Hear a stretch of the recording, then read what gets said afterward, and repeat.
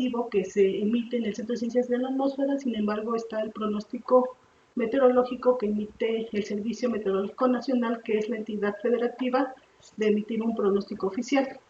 Y algunos casos de estudio, a raíz de haberme introducido en la modelación numérica meteorológica, aplicados modificando la cobertura del suelo debido a que alteran las variables atmosféricas y estimaciones presentes, bueno, estimaciones pasadas y futuras de cómo se comportaría la temperatura, la precipitación si modificamos esa variable. Entonces, no sé si ustedes tengan claro la palabra qué es tiempo y qué es clima.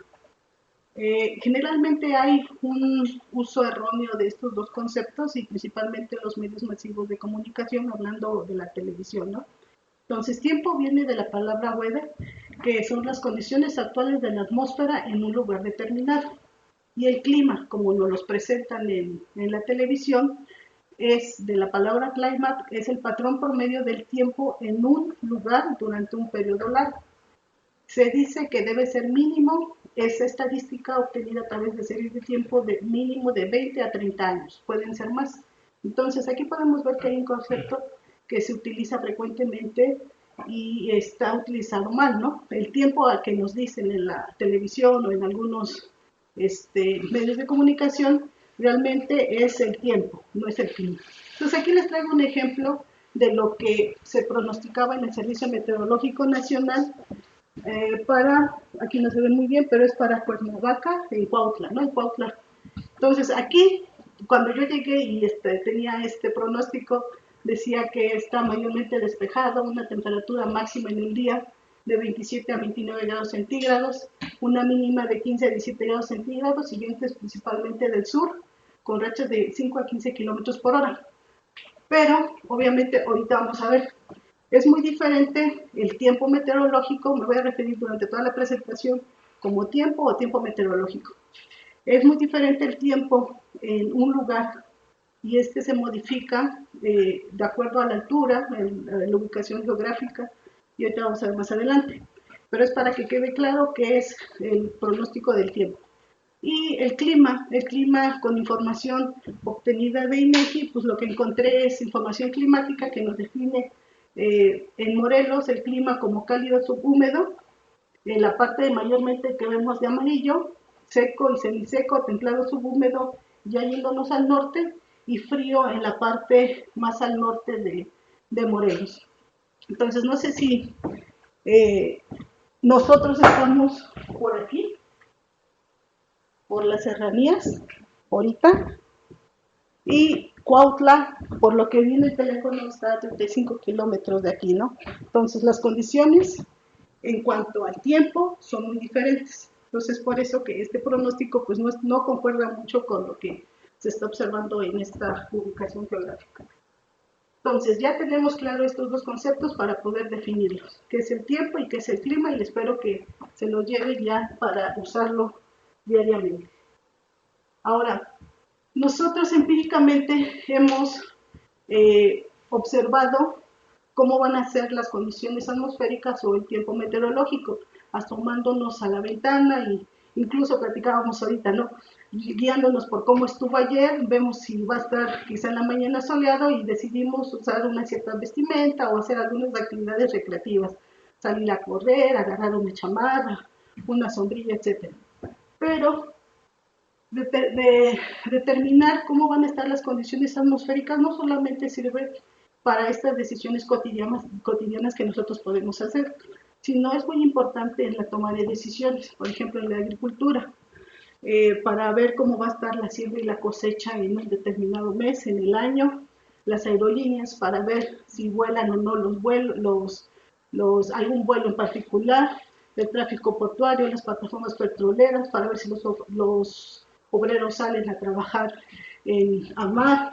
Y hay mucha investigación que se está realizando para determinar zonas susceptibles a inundación cuando vienen estos eventos de precipitación extrema en ciertos lugares. Apenas sonó, creo que la de Jalisco, en Tabasco, que es muy frecuente encontrar inundaciones, incluso en la Ciudad de México.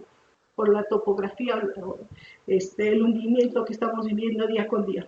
Entonces, conocer las variables atmosféricas, como cómo está la visibilidad, la nubosidad, la temperatura, pues sirve para muchas tomas de decisiones, incluso me comentaba el investigador de cuál como parte, que luego le hablaban a él para saber si iba a llover o no, para ver si iba a haber partido de los Pumas o no.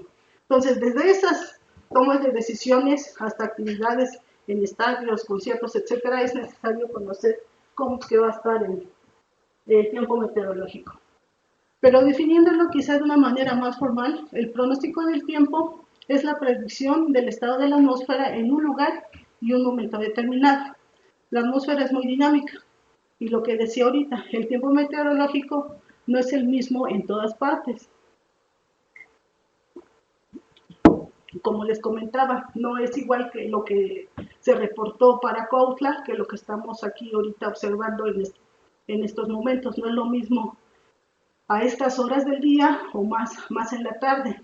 Entonces, los procesos sinópticos que se empiezan a desarrollar durante todo el mes, que siguen evolucionando, los frentes fríos que vienen del norte, que interactúan con las masas de aire caliente de los trópicos, pues van a hacer que el tiempo esté modificándose constantemente. Entonces, por eso es necesario, como digo acá, que todos los días se determine cómo van a estar las condiciones atmosféricas. Esto porque es muy cambiante. Pero, ¿cómo se realiza a partir de un modelo numérico? A partir de un modelo numérico se hace mediante observaciones. Se determina el estado actual de la atmósfera, introduciéndole datos de calidad a un modelo numérico, y ese modelo numérico, que es un programa de software, es software computacional que resuelve las ecuaciones de la dinámica de fluidos. No se está viendo nada, ¿verdad? Ahí está. Entonces, nos va a predecir cómo es que va a estar las condiciones atmosféricas. Pero a esa información, que generalmente es a manera de mallado, como un raster o una imagen, en donde tenemos información tanto horizontal como en la vertical, dependiendo de la resolución que se le dé al modelo numérico, tiene que ser postprocesada. Es información, digamos, en un formato de texto, en formato XDF, diferentes formatos que no son todavía visibles. Entonces se tiene que hacer un postprocesamiento para determinar la visualización que uno quiera. Una visualización tabular, una visualización a manera de mapas, una serie de tiempos, lo que uno quiera analizar, y poder ahora sí emitir un análisis con respecto a lo que está obteniendo ese modelo numérico que se alimentó con el estado actual de la atmósfera, para poder predecir cómo es que va a cambiar la temperatura, la precipitación, el viento, etc. Entonces, existen diferentes, lo vamos a hacer un poquito, no se va. Pero bueno, entonces existen diferentes maneras de...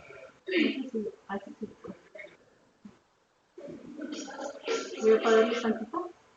Existen diferentes maneras de visualizar el pronóstico. Actualmente pues, ya tenemos muchas plataformas. Estas que están en verde es las plataformas en las que el Servicio Meteorológico Nacional emite el pronóstico.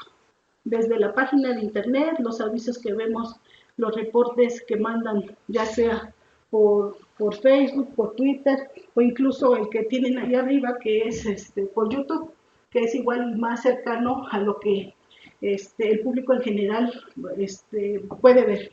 Entonces, los meteorólogos del Servicio Meteorológico Nacional y una serie de más personal deciden en centros regionales, emiten cómo van a estar las condiciones a través de diferentes plataformas. Pero actualmente tenemos la posibilidad ya con estos teléfonos y dispositivos inteligentes de tenerlo incluso al alcance de la mano.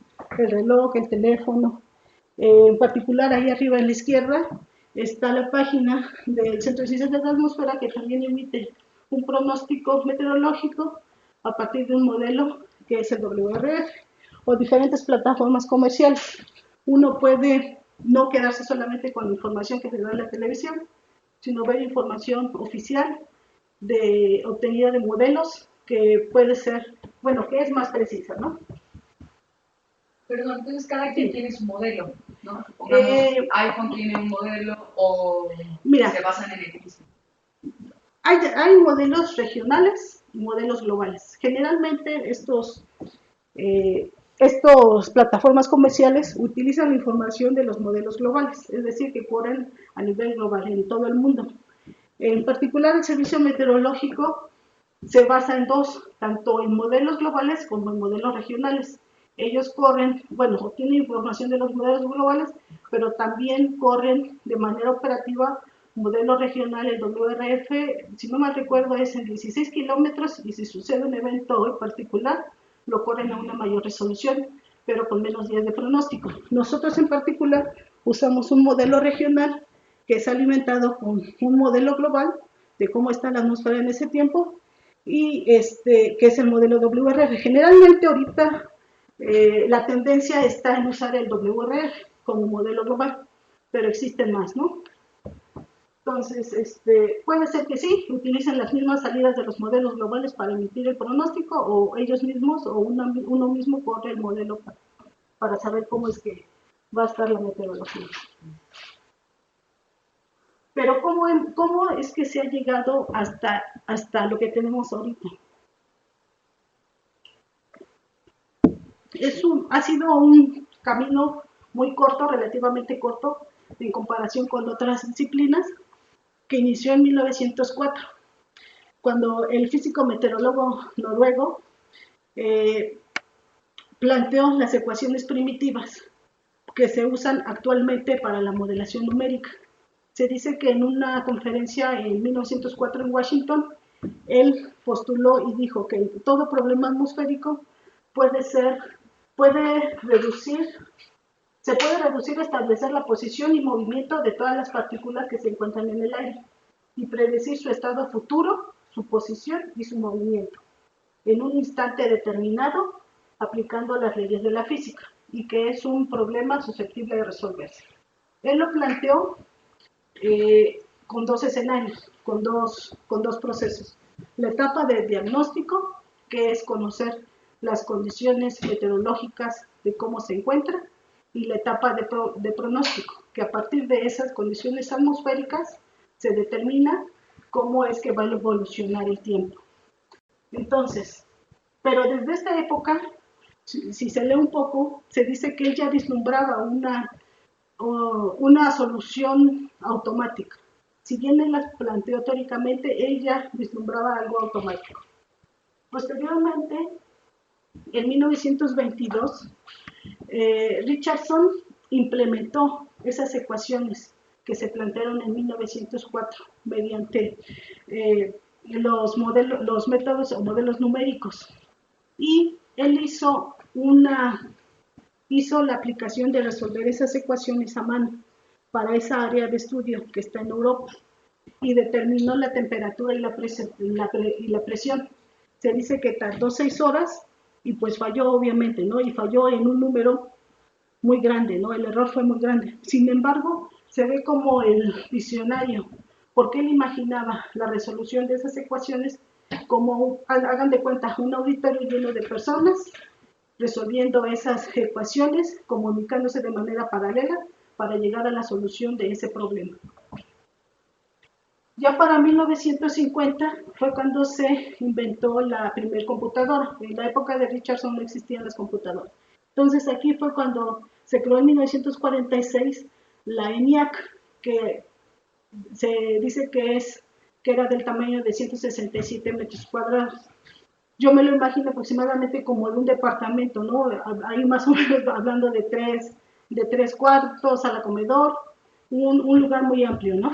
Que se utilizaba inicialmente para la artillería, pero Newman, matemático, y dos meteorólogos fueron que implementaron hicieron el primer pronóstico numérico, ya lo que hizo Richardson, en la computadora, y pronosticaban 2 días.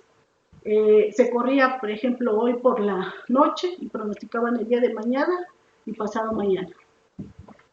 pero era un pronóstico en donde todavía ellos le metían mano, es decir, le metían qué condiciones iniciales, modificaban un poco las ecuaciones que iban, o el algoritmo más bien, la programación que iban a meter en la computadora, y se emitía el pronóstico a 2 días.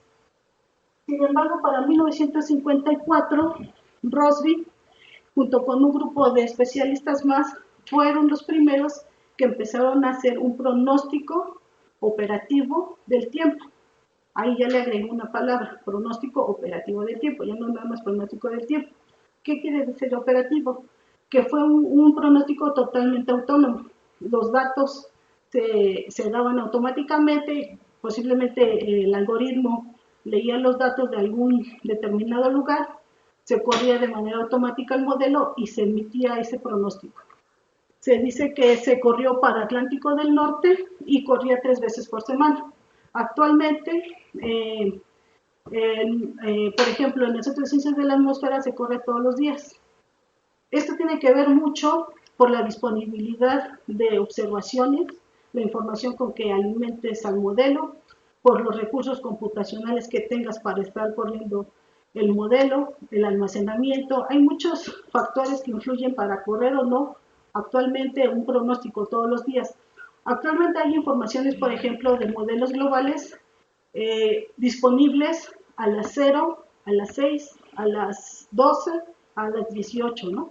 Entonces puedes correrlo cada 6 horas, pero eso te va a generar un montón de información, ¿no? Entonces tienes que ser también cuidadoso en ese sentido. También cuánta resolución le vas a poner como para, o puntos de malla. Si lo pones muy fino, vas a utilizar mucho cómputo. Entonces, hay muchas variables dependientes, pero ya se dice que en 1954 se corrió ese primer pronóstico operativo. Una vez que ya vimos cuál es el procedimiento de cómo es que se llegó desde 1904 a lo que actualmente tenemos, les voy a presentar el pronóstico operativo que se emite en el Centro de Ciencias de la Atmósfera. Digamos, inició desde el 2007. El jefe de grupo, Jorge Zavala, es el que empezó a trabajar este modelo WRF ya desde el 2007 con tesis principalmente para la investigación, ¿no? Entonces tenía un solo dominio a nivel nacional y se corría en una de 20 kilómetros en una computadora y se generaba temperatura, precipitación y viento. ¿Cómo iba a estar en 3 días o 5? No recuerdo si eran a 3 días o 5. Ha sufrido varios cambios, se ha mejorado. En 2010 una nueva versión, se le agrega un nuevo dominio de 7 kilómetros para el centro de México, se generan más productos en la altura y actualmente esta nueva versión que ya se tiene, que fue modificada en 2018, si no mal recuerdo, a finales de 2017, inicios de 2018, en una colaboración que el jefe del grupo tuvo con el CENAPRED, y entonces ya se empezaron a generar pronósticos, meteorología, oleaje, marea de tormenta, calidad del aire y ceniza volcánica, únicamente para el Popocatépetl. Aquí me voy a centrar en la parte meteorológica. Ya se tiene una página web modernizada y esta infraestructura a manera de paneles que se presenta en el Centro de Ciencias de la Atmósfera de todas las variables y de información, alertamientos y cada uno de los pronósticos. Entonces ya hay un avance, digamos, que el iniciador de esta modelación en México utilizando el WRF ha avanzado. Actualmente, como les decía, se corren 2 dominios, se obtiene el pronóstico a nivel nacional, un poco más al norte y al sur por los eventos climáticos que puedan venir. Un dominio de mayor resolución, ya es de 15, este es de 5 kilómetros, en donde se abarca el centro de México. Obviamente se requiere mayor poder de cómputo. Aquí a la derecha pueden ver el nuevo site que se construyó en el Centro de Ciencias de la Atmósfera, en donde tenemos aquí a Ometeotl, en donde tiene esa pancarta y en donde aquí hay una parte de Ometeotl donde se está corriendo el pronóstico todos los días. Este clúster tiene 1320 por ahí núcleos y El pronóstico actualmente está corriendo con 110 núcleos. Utiliza unos pocos recursos de lo que tiene el Ometeotl. Aquí les presento un poco de la configuración que se tiene actualmente, que ha sido mejorada con respecto a la investigación que se ha empezado que se desarrolló desde 2007 y la experiencia que se ha adquirido, además de la información global con la que se alimenta, que ha sido igualmente mejorada por las dependencias del extranjero que día a día se encuentran contribuyendo. Este pronóstico, para que se den una idea, corre a las 7 de la noche, empieza a correr, que son a las 0 horas UTC que están disponibles los datos globales, 7, 6, dependiendo si es horario de verano, y tarda 6 horas en hacer todos los pronósticos que les mencioné, área de tormenta, meteorológico, viaje. Para el WRF aproximadamente ese modelo que más tarda es de 3 a 4 horas para generar todos los productos, desde la descarga de los datos hasta la publicación de la información en la página web. Todo es completamente autónomo y ha sido programado, ¿no? Entre los productos que se generan, aquí les presento para el dominio 1, que es el que abarca toda la República Mexicana, precipitación acumulada, la temperatura a nivel de superficie. Estas variables se calculan tanto para el dominio 1 como para el dominio 2. Nada más son ejemplos. Y ahí les presento en la parte derecha de ustedes la información meteorológica que pueden tener acceso con respecto para el dominio 1, el dominio 2, y esto es principalmente para dar difusión al pronóstico que se genera en el CCA. Igualmente también si requieren de información histórica que se haya generado, es posible también compartirla. No está disponible directamente en el sitio web, pero mandando un correo es posible compartírselas para algún estudio que quieran hacer. Sin embargo, a pesar que vimos que inició en 1904 todo el planteamiento de estos pronósticos del tiempo, hay muchas cosas, como todas las disciplinas, a mejorar para reducir principalmente el error del pronóstico, porque actualmente, aunque el pronóstico del tiempo presenta los patrones de temperatura, de precipitación que realmente existen en las observaciones, hay muchas cosas que mejoran. Por un lado, con respecto a tener mejores tecnologías, en donde nosotros no estamos directamente influyendo, tener mejores tecnologías para que la resolución de las ecuaciones sea más exacta. Por otro lado, actualmente ya se tienen muchos sensores, la información que nos daría el diagnóstico de cómo está la atmósfera actualmente es muy heterogénea, entonces hay que homogeneizarla para poder meterla al modelo que tú quieras correr para pronosticar el tiempo. Y por otro lado está pues la parte matemática, las ecuaciones que están programadas, que resuelven la atmósfera de una manera cercana a la realidad. Dentro de estas ecuaciones hay procesos atmosféricos, principalmente de microescala, entre la superficie de la Tierra y la atmósfera, que no son resueltos y que se tienen que parametrizar en los modelos. A inicios del modelo WRF, por ejemplo, en 1990, que empezó su desarrollo, teníamos, por decirles un ejemplo, para la microfísica de nubes, 2, 3 esquemas de parametrización. Actualmente hay como 10, porque la ciencia va avanzando.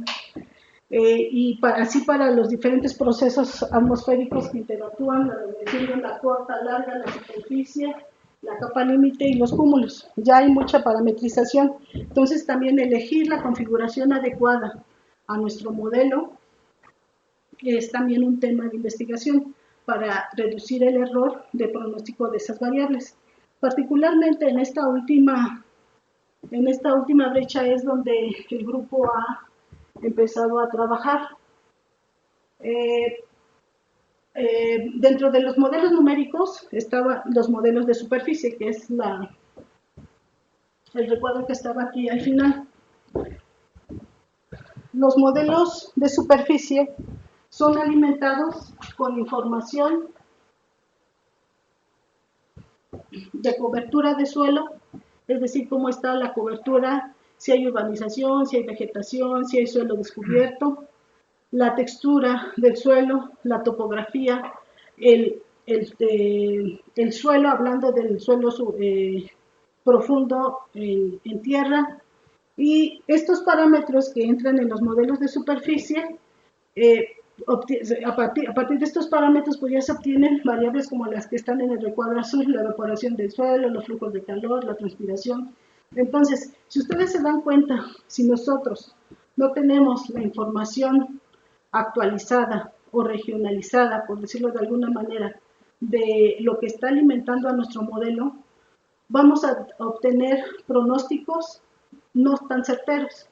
Estos modelos que estamos usando son desarrollados por institutos y dependencias gubernamentales, en particular el WRF de Estados Unidos, pero también hay modelos europeos, modelos asiáticos.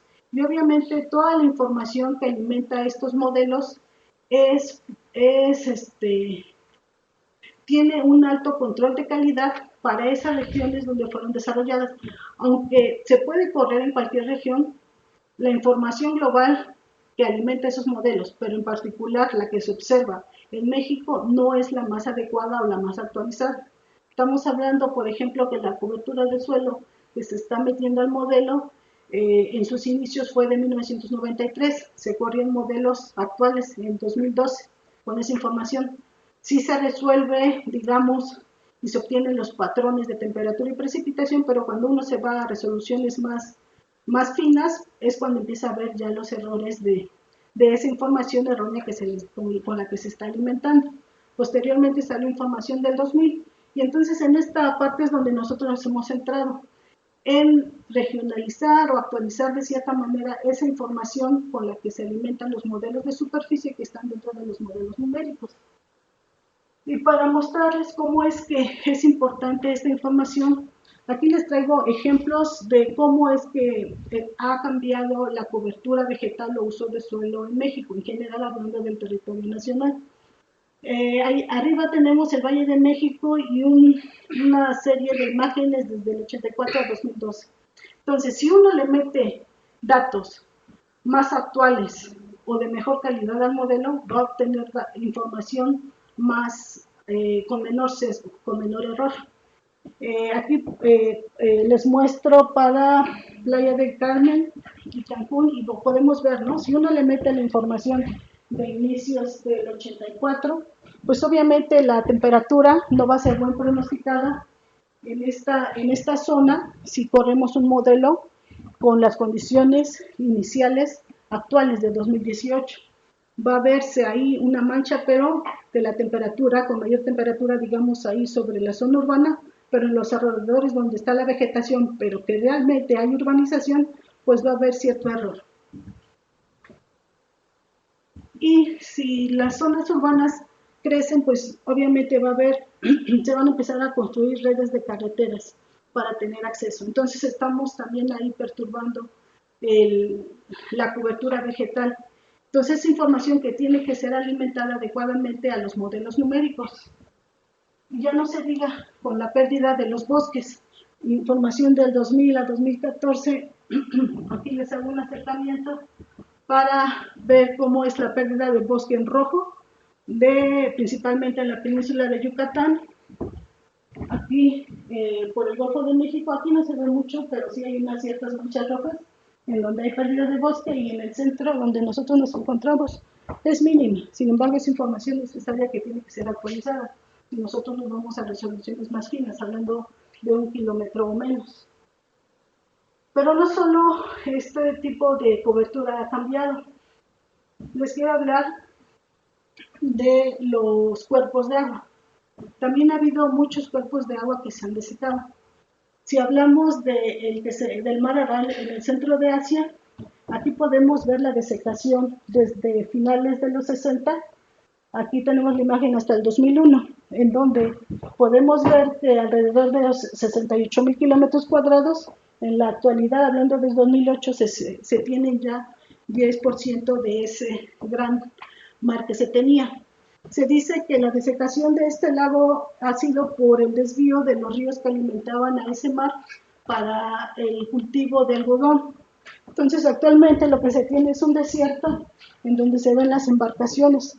Si ustedes quieren ver cómo es que se dio esta catástrofe, ahí les comparto esta película rusa, que no la he encontrado, la verdad no la he buscado.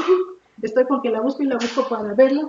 Y si la encuentran, pues mejor no las comparten a todas y ver cómo es que ha sucedido esta catástrofe. Pero no es de alarmarse, porque nosotros pues hicimos lo mismo, hablando de nosotros, de nuestros antepasados en el Valle de México, con la desecación del sistema de lagos en el valle. Dice la leyenda, ¿no? En la búsqueda que no lo sabemos desde primaria, ¿no? Del águila devorando a una serpiente parada sobre un nopal, es donde se estableció el Estado azteca. Entonces, ¿cuáles han sido las consecuencias de ese establecimiento? Entonces, aquí les presento. Es el sistema de lagos, conformado por 5 lagos: Zumpango, Zancotán, Texcoco, Xochimilco y Chalco. ¿Cómo ha ido evolucionando la desecación? Son aproximaciones de 1500 a la actualidad, donde lo rojo es la mancha urbana y lo azul era el sistema de lagos. Actualmente tenemos el 1% de ese sistema de lagos, entre remanentes o cuerpos de agua artificiales que ya realmente no quedan tanto, porque ahora con la construcción que se intentó hacer del nuevo aeropuerto, se empezó a desequedar, a secar antrópicamente el Nabor Carrillo. Entonces también es el agua artificial que prestaba servicios ambientales, pues ya se redujo mucho. Pues actualmente tenemos unas charcas por ahí y remanentes. Entonces, para ver cómo este sistema de lagos ha impactado en las condiciones atmosféricas, si comparamos cuando teníamos un sistema de lagos, un cuerpo de agua de 1500 kilómetros cuadrados, ahora con la urbanización, pues es por lo que usamos el modelo numérico. El modelo numérico lo hacemos en 2 escenarios. Uno alimentado con la cobertura vegetal del sistema, con la cobertura vegetal y el cuerpo de agua. Y lo comparamos contra la modelación numérica del pronóstico del tiempo con las condiciones actuales de urbanización. Y entonces esto es lo que hemos encontrado, que la temperatura máxima, como un cuerpo de agua, siempre es una fuente de humedad, entonces te va a empezar a regular la temperatura. Encontramos que alrededor de los 4 y 5 grados centígrados, esa temperatura máxima se ha alterado, es decir, actualmente los días, cuando hay más calor, y por lo contrario en la temperatura mínima. Aquí podemos ver el perfil de temperatura promedio en el día. En negro, la simulación de las condiciones actuales, en donde vemos un rango de temperatura de máxima mínima más amplio que la simulación con el sistema de lagos. Entonces era un regulador térmico, haciendo los días menos cálidos y las noches más calientes. Eso es con respecto a la temperatura, pero también el que no haya edificaciones dentro de ese sistema de lagos perturba o modifica la circulación de los vientos. Entonces lo que encontramos es zonas de convergencia en donde se encuentran los vientos y que generan la precipitación, que encontramos que para los meses de agosto como precipitación acumulada hay una gran diferencia. Llovía más antes, en el siglo XVI, que actualmente, precisamente por ese sistema de cuerpos de agua que tenía mayor humedad, tenía mayor evaporación para generar, junto con los vientos, pues mayor precipitación. Entre otros de los resultados que hemos hecho es mejorar el pronóstico del tiempo. La actualización de estos datos, si no lo tenemos adecuadamente, pues vamos a tener, hay errores en las variables pronosticadas. Entonces, como les comentaba, esta es con la información del lado izquierdo, con lo que se corren los modelos, o se solían correr los modelos. Y esta es la información actual, de 2005 y de 2010, que no varía mucho con respecto a la de 2005 para el centro de México, y pueden ver la gran diferencia, ¿no? Entonces, obviamente vamos a tener diferentes circulaciones en las zonas urbanas, diferentes flujos de calor en toda la parte donde están las zonas de humedad y la zona urbana. Y bueno, aquí les presento, digamos, un pronóstico a 24 horas, en donde vemos, obviamente para saber si estamos bien o no en las condiciones actuales, nos comparamos con las observaciones de estaciones meteorológicas. Entonces, lo observado es lo verde, lo pronosticado por las condiciones actualizadas de cobertura vegetal y uso de suelo es lo rojo, y lo con información no actualizada y simulado es lo azul. Entonces vemos que los mínimos y máximos están reduciendo el error en todo el ciclo diurno con respecto a la temperatura. Con respecto a los vientos, aquí ponemos igual observaciones, pronóstico con información actualizada y pronóstico con información desactualizada. Precisamente lo que les decía, por el viento y la fricción de las edificaciones, pues es que vamos a tener aquí modificaciones en los vientos, en donde sí, precisamente la información actualizada de urbanización, tenemos las magnitudes más altas, metiendo la información que de cierta manera va a detener la circulación de los vientos, baja ese error que se está pronosticando en los vientos. Ahora, una paradoja que ha surgido es este nuevo o este lago de Chalco. ¿Se puede llamar nuevo o lago de Chalco? Aquí ubicado en la planicie de Chalco, al sur, está creciendo desde 1984 un nuevo cuerpo de agua. Aquí podemos ver un poco la evolución de 2003 a 2015, donde ya es un cuerpo permanente, que debido a la subtracción de agua, a la construcción de pozos, ha empezado a haber subsidencia en el terreno, depresión topográfica, y con la acumulación de aguas de precipitación y la extensión de agua es que se está formando este cuerpo de agua de apenas 5 kilómetros. Sin embargo, además de, como vimos, que los cuerpos de agua urbanos pueden presentar servicios ambientales y mejorar, digamos, las condiciones en temperatura, este cuerpo de agua resulta una paradoja porque vienen las inundaciones como en las regiones aquí aledañas a Chalco y al Valle de Chalco. Entonces, tiene que ser estudiado dentro de un entorno pues más integral desde diferentes perspectivas, tanto sociales, agricultura. Hay mucha agricultura de riego que se tiene aquí en la zona, que por la calidad mala de este cuerpo de agua no se utiliza. Sin embargo, tiene que encontrarse una solución para el manejo de la escasez hídrica que hay en esta zona. Entonces, en una tesis de licenciatura de Alejandro, él estudió el impacto atmosférico que tiene este cuerpo de agua de 5 kilómetros cuadrados y una profundidad de 3 metros en las condiciones meteorológicas.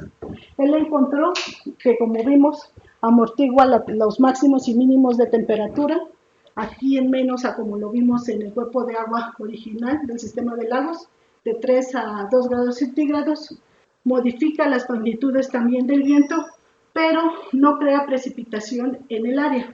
Crea una precipitación que aparentemente se está atribuyendo a los centros de divergencia que se están creando aquí en la zona y que se van hacia el noroeste, donde se encuentra una sierra, Santa Catarina, y se empieza a generar precipitación por orografía. Y algo muy importante, el área de influencia de este pequeño lago es de 3 a 6 kilómetros, y esto depende mucho pues, de la estación del año, de las condiciones atmosféricas. Si tenemos vientos del sureste, el impacto en la temperatura va a ser como que una ráfaga que se va para el noroeste, y dependiendo de cómo estén los vientos y las condiciones sinópticas, es que tenemos este radio de influencia. Entonces, el que se modifique la temperatura máxima incluso hasta de 3 grados, puede afectar a los cultivos, que son 26 cultivos que se encuentran en esta área, como el tomate, la lechuga, el maíz, puesto que si pasan un umbral en temperatura ya no tienen una mejor producción. Entonces eso puede afectar también a los agricultores de la zona. Entonces por eso es importante realizar estos estudios, pero además realizarlo desde diferentes puntos de vista. Y finalmente, esta investigación que está en proceso, que se está desarrollando con el ANSYS, que es el Laboratorio Nacional de Ciencias de la Sostenibilidad, que se encuentra ya en el campus de CEU, en donde el objetivo es ver cómo se va a modificar la isla de calor urbano y cómo es que va a afectar esta urbanización a la precipitación, que es lo que se busca para ver el problema de disponibilidad hídrica. Entonces, en rojo tenemos el escenario proyectado, en donde el ANSYS usó un modelo que se llama SLUT. Este escenario proyectado usa información de la urbanización de los mapas de INEGI que están disponibles desde el 93, si no mal recuerdo, hasta el 2016, para calibrar el modelo y entonces ahí aplicar reglas y poder proyectar la urbanización a 2060. Esta urbanización que les marco en rojo es una urbanización sin considerar políticas públicas, es decir, se dejó crecer la urbanización sin permitiéndole crecer para todos lados. Para las áreas de conservación que se encuentran al sur de la Ciudad de México, en esta parte que está acá, y como podemos ver en la parte del aeropuerto, también se dejó crecer, que no está muy alejado de lo que ahora estamos enfrentando. Sin embargo, el objetivo también es crear un escenario proyectado a ese mismo año, pero ahora sí considerando las políticas públicas actuales. Entonces, hasta ahorita lo que hemos encontrado como resultados preliminares, pues obviamente, ¿no? Al tener mayor urbanización generamos mayor calor, entonces las temperaturas máximas van a ser más elevadas, incluso las temperaturas mínimas. Y bueno, en esa imagen de la derecha pueden ver los incrementos, digamos, en información, ¿cómo es? Categórica, digamos, no continua, de 1 grado, para ver el mayor impacto. Entonces la idea es estudiar también cómo es que se afecta la precipitación y principalmente también la isla de calor. Y hasta aquí lo que les quería compartir con respecto a lo que sería un pronóstico y cómo lo estamos aplicando esa modelación numérica para determinar casos de estudio tanto pasados como futuros de diferentes coberturas. ¿Tienen alguna pregunta?